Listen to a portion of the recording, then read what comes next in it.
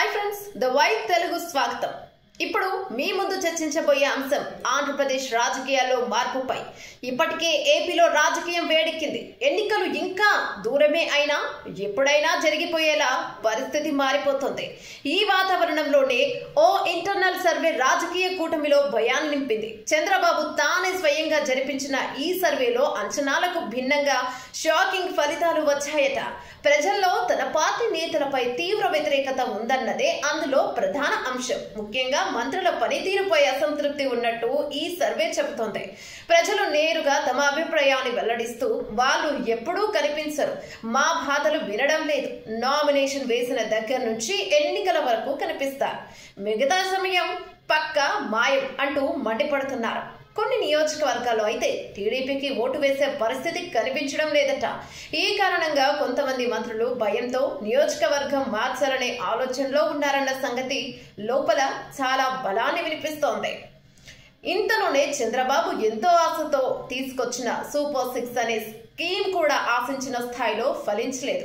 ఇది కొత్తగా ఏమీ కాదని గతంలో చెప్పిన వాగ్దానాలనే కొత్త పేర్లతో మళ్లీ ప్రచారం చేస్తున్నారంటూ ఓటర్లు నెగిటివ్ ఫీడ్బ్యాక్ ఇస్తున్నట్టు సమాచారం. దీనివల్ల టీడీపీ సాధారణంగా బలంగా ఉన్న స్థానాల్లో కూడా ఇప్పుడు పోటీ గట్టిగా మారిందట.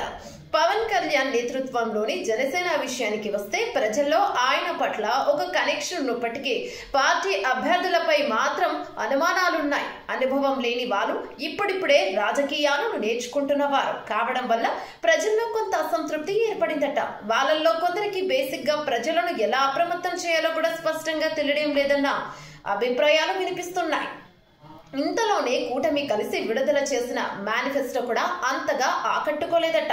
ముఖ్యంగా వైద్యం, ఉపాధి, మహిళల భద్రత వంటి కీలకమైన అంశాల్లో స్పష్టత లేకపోవడమే ప్రధాన కారణంగా చెబుతున్నారు. ఒకవేళ గెలిచాక ఏం చేస్తారు, ఎలా చేస్తారు అనే విషయంలో తగిన క్లారిటీ లేకపోవడంతో ఓటర్లు దీని ఓటు కోసం పెట్టిన తాత్కాలిక హామీలుగా చూస్తున్నారని తెలుస్తోంది. ఈ ఇంటర్నల్ సర్వే విషయాలు బయటకు రాకపోయినా లోపల మాత్రం దీనిపై తీవ్రంగా చర్చ జరుగుతోందట. చంద్రబాబు, లోకేష్, పవన్ కలిసి ఈ ఫీడ్బ్యాక్ ను సీరియస్ గా తీసుకోవాలని నిర్ణయించుకున్నారట.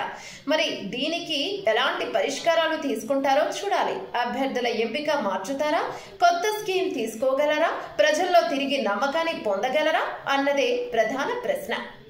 ఇంకో విషయం ఏంటంటే వైఎస్ఆర్ కాంగ్రెస్ పార్టీపై కూడా ప్రజల్లో అసంతృప్తి ఉంది. ప్రభుత్వంపై విమర్శలు ఉన్నాయి. అయినా ఈ వ్యతిరేకత ఆటోమేటిక్ గా కూటమికి ఉపయోగపడుతున్నట్టు లేదు. ఓటర్లు డైరెక్ట్ గా ఎవరిని నమ్మకుండా తాము ఎవరు మర్చిపోలేదన్న సంకేతాలు ఇస్తున్నారు. అంటే ప్రజల్లో మార్పు మొదలైందే, కానీ ఎవరి వైపు మొగ్గు చూపాలో ఇంకా నిర్ణయించుకోలేదు. అయితే ఈ పరిణామాలన్నీ చూస్తే ఇప్పటికిప్పుడు ఎన్నికలు జరిగితే బాబు గెలుపు సాధించడం అంటే అంత తేలిక కాదని అర్థమవుతోంది. ప్రజల్లో అభిప్రాయాలు మారుతున్నాయి, నాయకులపై నమ్మకాలు తుడిచిపెట్టుకుపోతున్నాయి, కొత్త ఆశలు పెద్దగా కనిపించడం లేదు. ఇది కూటమి మొత్తానికే ఒక హెచ్చరిక అని చెప్పొచ్చు. అంతేకాకుండా ఇది బాబుకు వచ్చిన ఇంటర్నల్ షాక్ అని రాజకీయ విశ్లేషకులు చెప్తున్నారు.